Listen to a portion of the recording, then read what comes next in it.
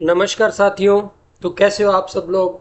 आज हम चर्चा करने जा रहे हैं हमारे 12वीं क्लास की भारतीय इतिहास का कुछ विषय। इतिहास का जो सेकंड पार्ट है उसके 5वें लेसन की बात करने जा रहे हैं। तो इस लेसन का नाम है यात्रियों की नज़रिए और समाज के बारे में उनकी समझ। कि जो भारत में समय समय पर यात्री आए थे तो उनके क्या विचार थे भारत को लेकर। तो आज हम उनकी चर्चा करेंगे इस क्लास के अंदर। तो देखते हैं इस लेसन के अंदर क्या बताया है, कौन से यात्री हमारे भारत में आए थे और उन्होंने हमारे भारत के बारे में क्या अच्छाइयाँ बताई थी, क्या बुराइयाँ बताई थी। तो हम चलते हैं लेसन की ओर और देखते हैं इस लेसन में हमें क्या बताया गया है।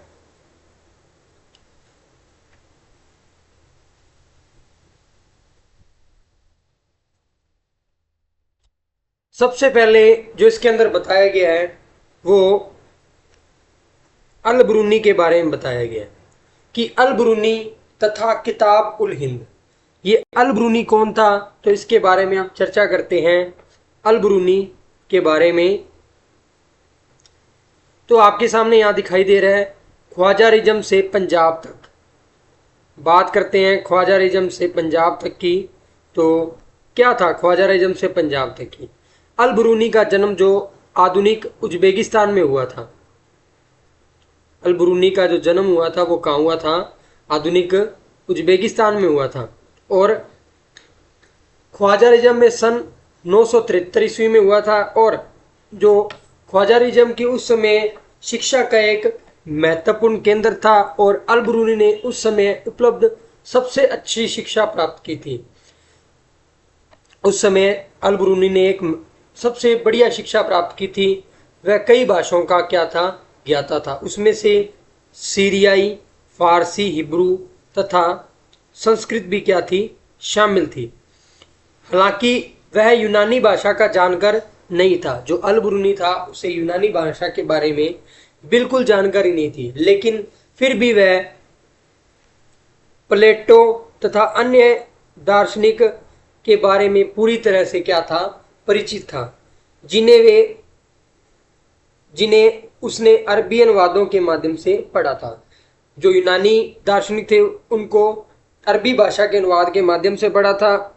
तो क्या हुआ, सन 1017 में 10,017 में क्या हुआ, ख्वाजारिज्म पर आक्रमण के पश्चात सुल्तान महमूद यहाँ के क्या हुए, कई विद्वानों तथा कवियों को अपने साथ राजधानी गजनी ले गया और अल ब्रूनी भी उनमें से एक था।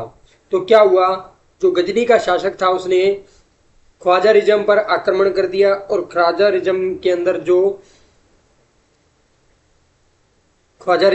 जो कई विद्वान थे उनको, कवियों को अपने साथ राजधानी गजनी ले गया। उनमें से एक अल ब्रूनी भी था। वह बंधक के रूप में गजनी आया। धीरे धीरे उसे शहर पसंद आने लगा और 70 वर्ष की आयु में अल ब्रूनी की क्या हो गई थी, मृत्यु हो गई थी। नेक्स्ट बात करते हैं भारत के प्रति रुचि विकसित हुई। अल ब्रूनी की भारत के प्रति रुचि विकसित हुई। यह कोई असामान्य बात नहीं थी। 8वीं शताब्दी में ही संस्कृत में रचित खगोल विज्ञान, गणित और चिकित्सा संबंधी अरबी भाषाओं में अनुवाद होने लगा। पंजाब के गजनवी साम्राज्य का हिस्सा बन जाने के बाद स्थानीय लोगों के संपर्क और आपसी विश्वास की समझ का वातावरण बनने में मदद मिली। अल ब्रूनी ने ब्राह्मणों, पुरोहितों तथा कई विद्वानों के साथ कई वर्ष बिताए। संस्कृत, धर्म, दर्शन का ज्ञान प्राप्त किया। हालांकि यह कार्यक्रम यात्रा से स्पष्ट नहीं होता कि ऐसा कुछ हुआ होगा। तो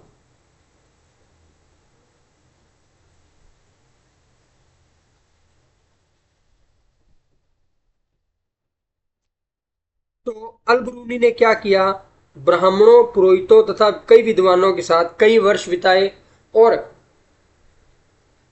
संस्कृत, धर्म, दर्शन का ज्ञान प्राप्त किया। हालांकि उसका यात्रा कार्यक्रम स्पष्ट नहीं है, फिर भी प्रतीत होता है कि उसने पंजाब और उत्तर भारत के कई हिस्सों में यात्रा की थी।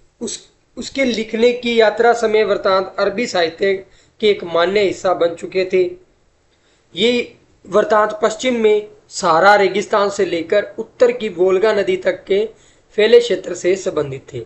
हालांकि इसलिए 1500 ईस्वी में भारत में अल ब्रूनी के कुछ लोगों ने पढ़ा था। 1500 ईस्वी से पहले अल ब्रूनी को कुछ ही लोगों ने पढ़ा था।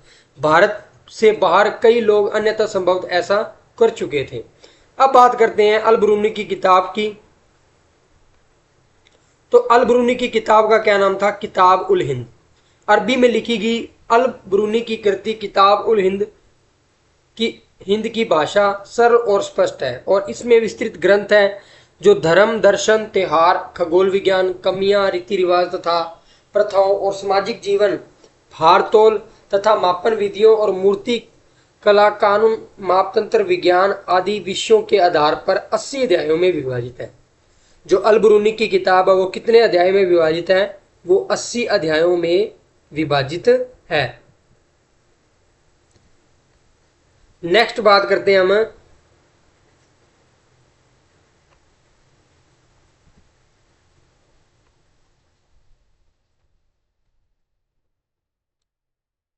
सामान्यतः हमेशा नहीं, अल ब्रूनी के प्रत्येक अध्याय में एक विशिष्ट शैली का प्रयोग किया गया जिसमें एक सबसे पहले क्या होता था? एक प्रश्न होता था और प्रश्न के माध्यम से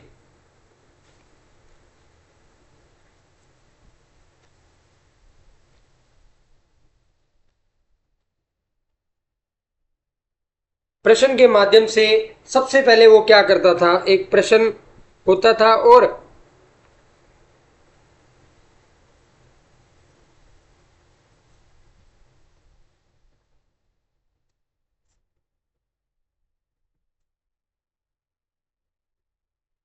संस्कृतिवादी परंपराओं के आधार पर वर्णन और अंत में अन्य संस्कृतियों के साथ तुलना। और आज के कुछ विद्वानों का तर्क है कि इसमें ज्यामितीय संरचना और जो अपनी स्पष्टता और पूर्व मानने के लिए उल्लेखनीय है का एक मुख्य कारण अल ब्रूनी का गणित की ओर भी झुकाव था।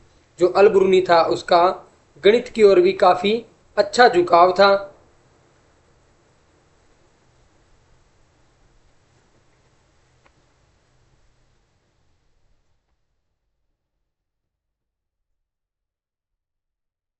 आगे बात करते हैं हम अल ब्रूनी ने जिसने लेखक में अरबी भाषा का प्रयोग किया। अल ब्रूनी ने अपने लेखन में अरबी भाषा का प्रयोग किया था और अपनी कृति उपमहाद्वीप सीमांत क्षेत्र में रहने वाले लोगों के लिए लिखी थी। वह संस्कृत, पाली और प्राकृत ग्रंथों के अरबी भाषा के अनुवादों का रूपांतरण से परिचित था। इनमें से दंत कथाओं से लेकर खगोल विज्ञान, चिकित्सा संबंधी कृतियां भी शामिल थी। पर साथ ही इन ग्रंथों के लेखन सामग्री शैल के विषय में उसका दृष्टिकोण आलोचनात्मक था। निश्चित रूप से उनमें सुधार करना चाहता था। अल ब्रूनी को भारत की कुछ कमियां लगी और वह उसकी आलोचना भी करता था और उनके अंदर सुधार भी करना चाहता था। अब यहाँ पर आपको साइड में, राइट साइड में आपको एक पॉइंट दिख रहा है हिंदू, तो हम इसकी चर्चा करते हैं।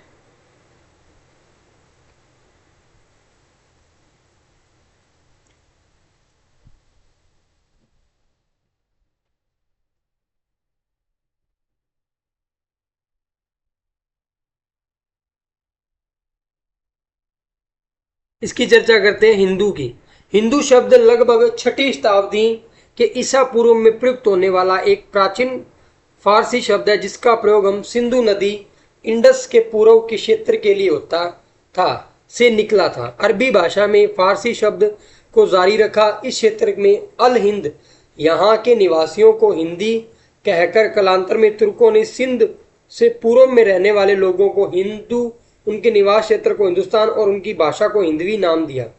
इनमें से कोई भी शब्द लोगों का धार्मिक पहचान का घोतक नहीं था। इस शब्द का धार्मिक संदर्भ में प्रयोग बहुत बाद में की बात है। कहने का भावार्थ है कि आज हम हमारे भारत के लिए हिंदू शब्द का प्रयोग करते हैं। तो हिंदू शब्द की जो उत्पत्ति की बात करें तो कहाँ से आई थी? हिंदू शब्द की उत्पत्ति फारसी के जो लोग थे जो सिंध नदी के पूर्व के रहने वाले क्षेत्र के लोगों के लिए किया जाता था, और अरबी में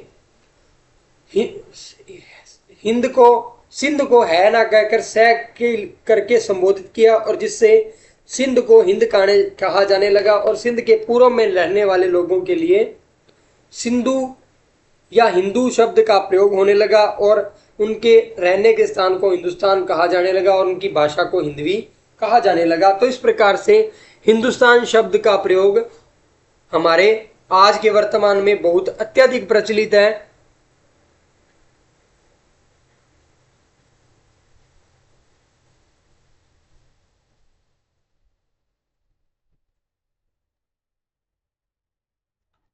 नेक्स्ट हम बात करते हैं, ये आपको दिखाई दे रहा है कि 13वीं शताब्दी में अरबी में पांडुलिपि का चित्रण, जिसमें 6ठी शताब्दी ईसा पूर्व में एंथनस के राजनेता और कवि सलोन विद्यार्थियों को संबोधित करते हुए दिखाया गया। और सलोन और उसके विद्यार्थियों के कपड़ों को ध्यान से देखिए, क्या ये कपड़े यूनानी अथवा अरबी हैं।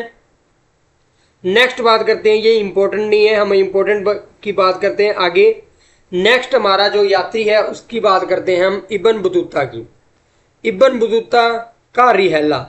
इब्न बतूता के बारे में बात करें तो इब्न बतूता ने रिहला ग्रंथ की रचना की थी, और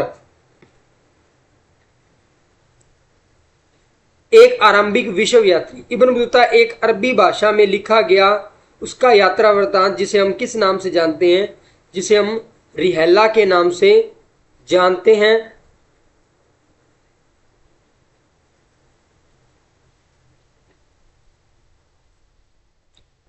जिसे हम रिहला के नाम से जानते हैं। 14वीं शताब्दी में भारतीय उपमहाद्वीप के सामाजिक तथा सांस्कृतिक जीवन के विषय में बहुत ही प्रचुर रोचक जानकारी देता है। मोरक्को के इस यात्री का जन्म तेजियर के सम्मानित शिक्षित परिवार में से हुआ, जो इस्लामी कानून अथवा शरिया पर अपनी विशेषज्ञता के लिए प्रसिद्ध था, और अपने परिवार की परंपरा के अनुसार इब्न बतूता ने कम ही उम्र में साहित्य और शस्त्र रूढ़ की शिक्षा हासिल की थी। अपनी श्रेणी के अन्य सदस्यों के विपरीत इब्न बतूता पुस्तक को स्थानीय स्थान पर यात्राओं से अर्जित अनुभव के अधिक पर महत्वपूर्ण स्रोत मानता था। कहने का भावार्थ यह है कि जो इब्न बतूता था वो किताबें पढ़ने से ज्यादा उन जगहों की यात्रा करना सबसे ज्यादा अधिक पसंद करता था। अपनी श्रेणी के अन्य सदस्यों के विपरीत इब्न बतूता पुस्तकों के स्थान पर यात्राओं से अर्जित अनुभव के ज्ञान को अधिक महत्वपूर्ण स्रोत मानता था। उसने यात्रा का बहुत शौक था। वह नए नए देशों और लोगों के विषय में जानने के लिए दूर दूर क्षेत्रों तक गया था। 1332 से 1333 ईस्वी में भारत में प्रस्थान करने से पहले वह मक्का की तीर्थ यात्रा और सीरिया, इराक, फारस, यमन, ओमान और पूर्वी अफ्रीका के कई तटों पर बंदरगाहों की यात्रा कर चुका था। भारत में आने से पहले उसने मक्का की यात्रा, सीरिया, इराक, फारस, यमन, ओमान तथा पूर्वी अफ्रीका के कई तटीय व्यापारिक बंदरगाहों की यात्रा वह कर चुका था। मध्य एशिया के रास्ते होकर इब्न बतूता ने 1333 ईस्वी में स्थल मार्ग से कहां पर पहुंचा था? सबसे पहले वह सिंध पहुंचा था, और उसने दिल्ली के सुल्तान मोहम्मद बिन तुगलक के बारे में सुना।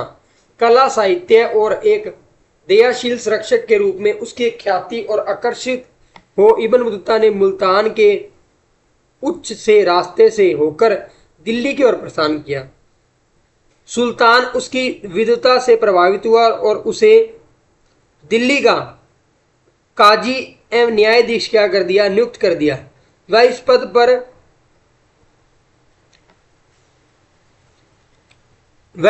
पर कई वर्षों तक रहा। फिर उसने विश्वास खो दिया और उसे सुल्तान ने कारागार में कैद कर दिया। लेकिन सुल्तान और उसके बीच में गलत फैमिलियां दूर होने के बाद उसे राजकीय सेवा पर पुनः स्थापित कर दिया। 1342 ईस्वी में मंगोल के शासक के पास सुल्तान के दूत के रूप में चीन जाने का आदेश दिया गया। अपनी नई नियुक्ति के साथ इब्न बतूता मध्य भारत के रास्ते मालाबार तट की ओर बढ़ा और मालाबार से वह मालदीव गया, जहां वह 18 महीनों तक काजी के पद पर रहा और उसे अंत में श्रीलंका जाने का निश्चय किया।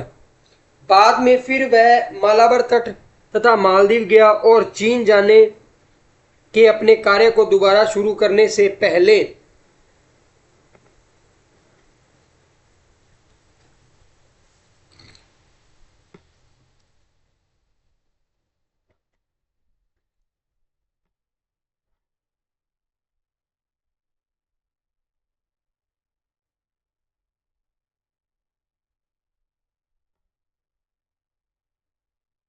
तो नेक्स्ट बात करते हैं आगे।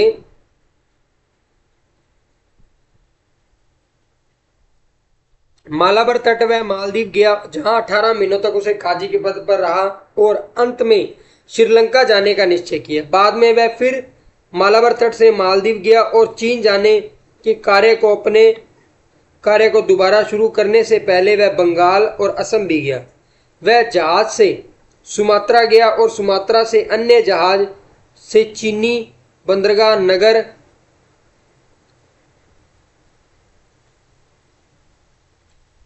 जैतून, जो आज का क्वाइनूज के नाम से जाना जाता है, गया। उसने व्यापक रूप से चीन की यात्रा की और वह बीजिंग तक गया, लेकिन वह लंबे समय तक वहां नहीं ठहरा। 1347 ईस्वी में उसने अपने घर वापस जाने का निश्चय किया और चीन के विषय में उसके वृत्तांत की तुलना मार्को पोलो, जिसने 13वीं शताब्दी के अंत में वेनिस से चलकर चीन और भारत की यात्रा की थी, के वृत्तांत से की जाती है। इब्न बतूता ने नवीन संस्कृति और लोगों की आस्थाओं, मान्यताओं आदि के विषय में अभिमत को सावधानी और कुशलता पूर्वक दर्ज किया। इब्न बतूता ने क्या किया, जो भारत की यात्रा की तो उसमें लोगों की संस्कृतियां और उनकी आस्थाओं, मान्यताओं आदि विषयों में अभिनत सावधानी और कुशलता पूर्वक क्या किया, उसने अपने यात्रा वृत्तांत में लिखा। यह ध्यान रखना होगा कि यह विश्व यात्री 14वीं शताब्दी में यात्रा कर रहा था, जब आज की तुलना में यात्रा करना कितना कठिन है तथा जोखिम भरा हुआ है। आप मान के चलो कि 14वीं शताब्दी में यात्रा करना कितना कठिन था। आज के टाइम में बहुत मुश्किल है, लेकिन उसने 14वीं शताब्दी में यात्रा की थी। इब्न बतूता के अनुसार उसने मुल्तान से दिल्ली की यात्रा 40 और सिंध से दिल्ली की यात्रा लगभग 50 दिन का समय लगा। दौलताबाद से दिल्ली की दूरी 40, जबकि ग्वालियर से दिल्ली की दूरी 10 दिन तक तय की जा सकती थी। एकाकी यात्रा, लंबी यात्रा में लुटेरे ही एकमात्र खतरा नहीं थे। यात्री ग्रातुर हो सकता था, वह बीमार हो सकता था। रिहला से लिया गया यह एक उदाहरण है। उसने बताया गया, इब्न बतूता ने, मुझे ज्वर ने जकड़ लिया और मैंने अपने आप को कमजोरी के कारण गिरने से बचाने के लिए पगड़ी के कपड़े को जीन से बांध लिया और हम ट्यूशनिया शहर से पहुंचे और वहां के निवासी शेख और काजी के पुत्र के स्वागत करने के लिए बाहर आए। वे हर ओर से एक दूसरे के लिए अभिवादन और प्रश्नों के साथ आगे आए, लेकिन उनमें से किसी ने मेरा अभिवादन नहीं किया, क्योंकि वहां कोई ऐसा नहीं था जो जिससे मेरा परिचय हो।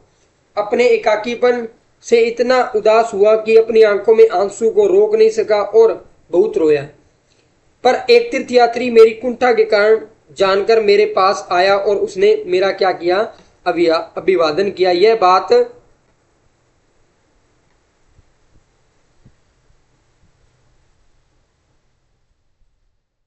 अब आपको यहां पर एक मैप दिखाई दे रहा है, उसमें दिखाया गया है कि किस तरीके से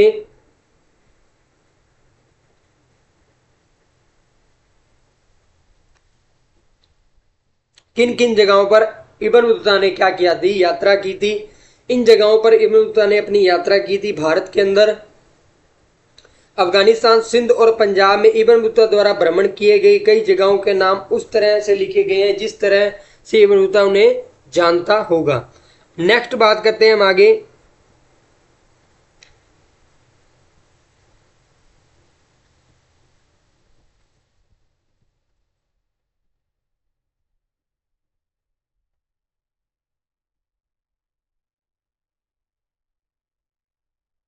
यात्रा करना अधिक असुरक्षित भी था। इब्न बतूता के समय जो यात्रा करना था वो बहुत ही मुश्किल था। इब्न बतूता द्वारा कई बार डाकुओं के समूह द्वारा किए गए आक्रमण झेले थे। इब्न बतूता ने डाकुओं द्वारा कई आक्रमण भी झेले थे, यहाँ तक कि वह अपने साथियों के साथ कारवां में चलना पसंद करता था, पर इसे भी राजमार्गों के लुटेरों से रोका नहीं जा सकता था। मुल्तान से दिल्ली की यात्रा के दौरान उसने कारवां पर आक्रमण हुआ और उसके कई साथी यात्रियों ने अपनी जान भी गंवा दी, हाथ से धोना पड़ा। जो जीवित बचे, जिनमें से इब्न बतूता भी शामिल था, वह बुरी तरह से घायल हो गया था। तो इब्न बतूता का कहना था कि जो यात्रा थी वो बहुत ही मुश्किल थी, क्योंकि रास्ते में लुटेरे मिलते थे और उनमें से वो कारवां में चलना पसंद करता था, लेकिन उस समय उस पर उसके साथियों पर आक्रमण हुआ, जो कई मौत के घाट उतर गए और उनमें से जो बचे कुचे साथी थे उनमें से एक इब्न बतूता भी था। नेक्स्ट बात करते हैं जिज्ञासा का उपयोग। जैसा कि हमने देखा कि इब्न बतूता एक क्या था, हठीला यात्री था, जिसने उत्तर पश्चिम अफ्रीका के में अपने निवासियों के स्थान मोरक्को वापस जाने से पूर्व कई वर्ष उत्तरी अफ्रीका, पश्चिमी एशिया, मध्य एशिया के कुछ भागों, हो सकता वह रूस भी गया हो, भारतीय उपमहाद्वीप में चीन की यात्रा भी की थी। वह वापस आया तो उसने स्थानीय शासक के निर्देश दिए गए और उसकी कहानियों को दर्ज किया जाए। नेक्स्ट बात करते हैं हम शिक्षा तथा मनोरंजन की। इब्न बतूता जजुई, जिसे इब्न बतूता के श्रुति लोग लिखने के नियुक्त किया गया, वह अपना प्रस्तावना में लिखता है कि राजा के द्वारा एक शालीन निर्देश दिया गया कि वे इब्न बतूता अपनी यात्राओं में देखे गए शहरों का और अपनी स्मृति में बैठी गई रोचक घटनाओं का वृतांत लिखवाए और साथ ही विभिन्न देशों के शासकों में से जिनमें वे मिले हैं उनमें महान साहित्यकार तथा धर्म संतों के विषय में बताए।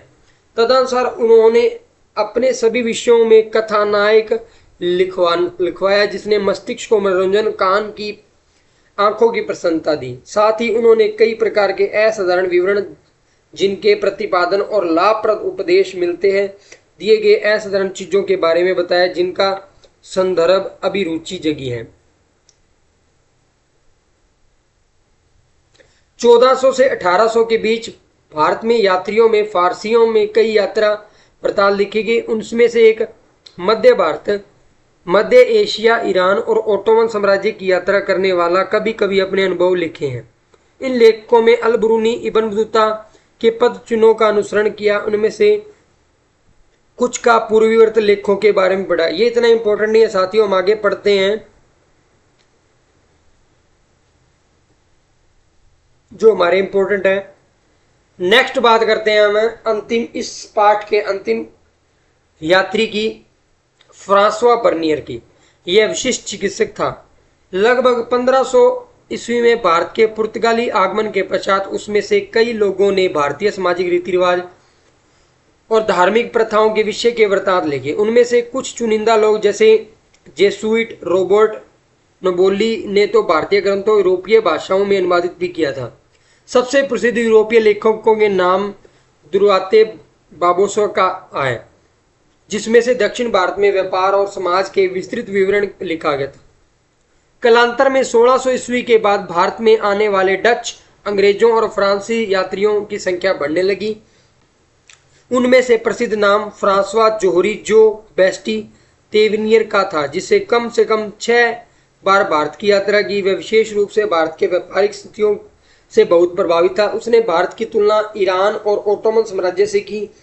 इनमें से कई यात्री जैसे इतावली चिकित्सा मनुकी कभी कभी यूरोप वापस नहीं गए और भारत में ही बस गए।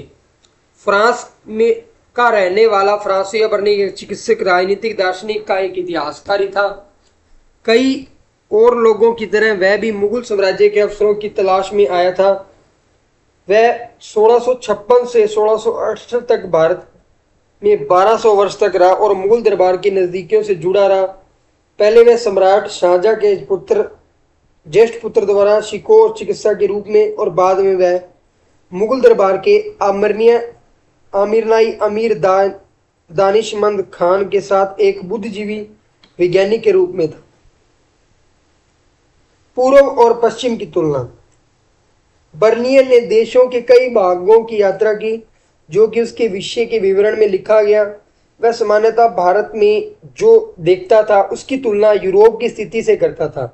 बर्नियर की एक खासियत थी, वह जो भी भारत की स्थिति देखता उसको क्या करता, अपने देश यूरोप की तुलना करता था।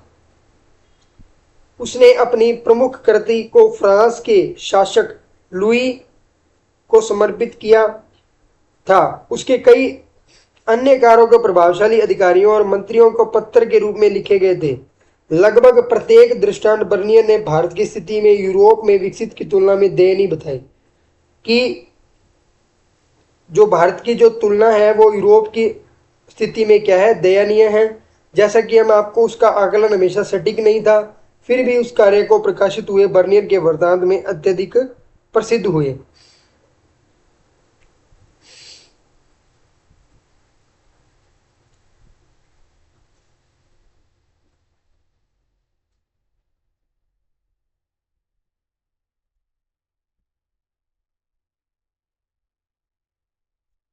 बर्नियर के कार्य को फ्रांस से 1670 से 71 तक प्रकाशित हुए। वह अगले 5 वर्षों के भीतर ही अंग्रेजों, डच, जर्मनी, इतावली भाषाओं का अनुवाद हो गया। 1670 से 1755 तक उसके वृत्तांत फ्रांसीसी 8 बार पुनर्वैदिक केंद्रित हुआ चुका था। 1684 तक वह 3 बार अंग्रेजों की पुनर्मुद्रित हुआ। वह अरबी फारसी वार्तांतों को, जिसका प्रसार हस्तलिपि के रूप में हुआ, जो 1800 से पहले से प्रकाशित नहीं होते थे, वह पूरी तरह विपरीत था। तो आज की क्लास हम यही समाप्त करते हैं, बाकी हम कल पढ़ेंगे।